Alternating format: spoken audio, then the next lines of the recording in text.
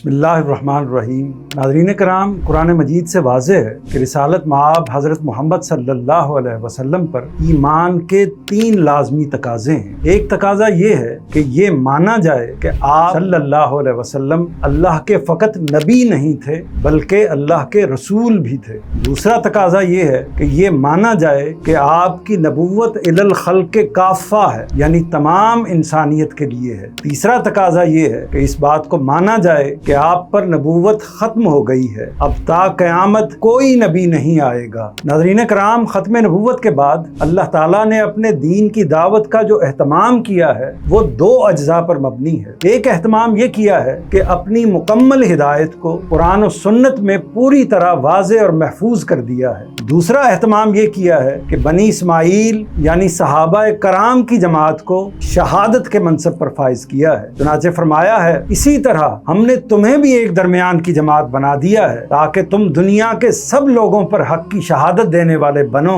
और अल्लाह का रसूल तुम पर ये शहादत दे। यानी इस जमात सहाबा की नौइयत उम्मतन वसतन की है, यानी दरमियानी जमात की है। मतलब ये है कि सहाबा का गिरोह वो गिरोह है जिसके एक तरफ रसूलुल्लाह सल्लल्लाहु अलैहि वसल्लम खड़े हैं और दूसरी तरफ दुनिया के तमाम लोग खड़े हैं। इस उम्मत वसत यानी दरमियान की जमात की ये जिम्मेदारी थी कि उसने रसूलुल्लाह सल्लल्लाहु अलैहि वसल्लम से दीन को वसूल करना था और फिर उसे बेकमो कास्त बाकी दुनिया तक पहुंचा देना था। सहाबा की ये जमात दीन की शहादत के मनसब पर फाइज थी। कुरान मजीद की इस्तिलाह में शहादत के मानी ये है कि हक को लोगों पर इस तरह वाज़े कर दिया जाए कि इसके बाद किसी शख्स के लिए उससे इनहराफ की कोई गुंजाइश बाकी न रहे। चुनाचे अल्लाह ताला ने उन्हें दीन हक की गवाही के लिए उसी तरह मुंतखब किया था जिस तरह वो इंसानों में से बाज़ जलीलुल कदर हस्तियों को नबूवत और रिसालत के लिए मुंतखब करता है। इस हैसियत से उनका फरीज़ा ये था कि दीन की जिस शहादत को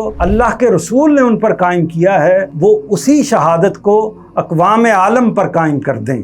सहाबा कराम की इस जिम्मेदारी का आगाज़ रसूलुल्लाह सल्लल्लाहु अलैहि वसल्लम के दुनिया से रुखसत हो जाने के बाद यानी 11 हिजरी से हुआ। क़यादत का मनसब हज़रत अबू बकर रज़ी अल्लाह अन्हो ने संभाला। उनके बाद हज़रत उमर फ़ारूक रज़ी अल्लाह अन्हो, फिर हज़रत उस्मान गनी रज़ी अल्लाह अन्हो और उसके बाद हज़रत अली अल मुर्तज़ा रज़ी अल्लाह अन्हो सहाबा के कायद बने। सबसे आखिर में हज़रत मुआविया बिन अबू सुफ़ियान रज़ी अल्लाह अन्हो ने इस जिम्मेदारी को संभाला। सन 60 हिजरी में हज़रत मुआविया रज़ी अल्लाह अन्हो की वफ़ात के साथ ही सहाबा की शहादत की जिम्मेदारी अंजाम देने का ज़माना मुकम्मल हुआ। ये 50 साल का ज़माना शहादत है जो 11 हिजरी से 60 हिजरी तक जारी रहा। इस दौर के हवादिस, इस दौर के वाक़यात, इस दौर की शख्सियात का मुताला असल में उस ज़माना शहादत का मुताला है। दीन के तालिब इल्मों के लिए इस ज़माने का मुताला ज़रूरी है। मज़ीद बात यह है कि इस दौर के बारे में लोगों के जहनों में अगर कोई गलत फहमियाँ पाई जाती हैं तो उनकी इस्लाह भी ज़रूरी है। ये ज़रूरत दीन के इल्म और दीन की दावत दोनों पहलुओं से है। इससे किसी तौर सरफ़े नज़र नहीं किया जा सकता।